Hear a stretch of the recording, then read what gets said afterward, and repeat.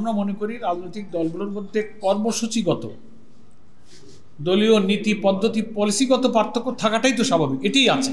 কিন্তু কোনো রাজনৈতিক দলের সাথে আমাদের কিন্তু দ্বন্দ্ব বা বিভেদ বলতে, তিক্ততা বলতে যেটা বোঝায়, আমরা আছে বলে এটা আমরা মনে করি না। জামায়াত ইসলামী সহ এখানে যত 8 দল আমরা আছি, প্রত্যেকটি রাজনৈতিক দলের সঙ্গে যে রাজনৈতিক সৌহার্দ্যপূর্ণ সম্পর্ক, আমরা সেটা মেনটেন করে চলছি।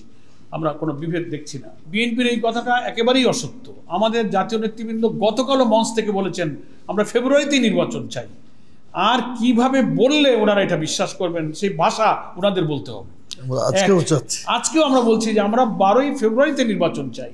8 দল এবং আমাদের বাংলাদেশ জামাত ইসলামীর আমির আপনাদের রেকর্ড বলবে যে আমরাই আগামী রমজানের আগে নির্বাচনের দাবি প্রথম আমরাই করেছি সর্বপ্রথম।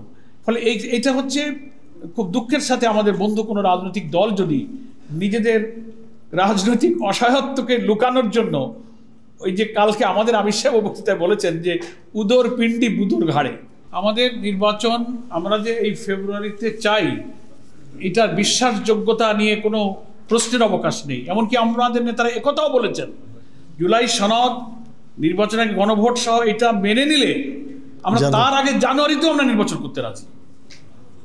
জানুয়ারিতেও আমরা চাই। সরকার কি সিদ্ধান্ত নিতে যাচ্ছে এটা লোকের মুখে কথা শুনে তো আমরা বিশ্বাস করবো না। আমরা অফিসিয়ালি কিছু জানি না ওনারা কি সিদ্ধান্ত নিতে চাচ্ছেন।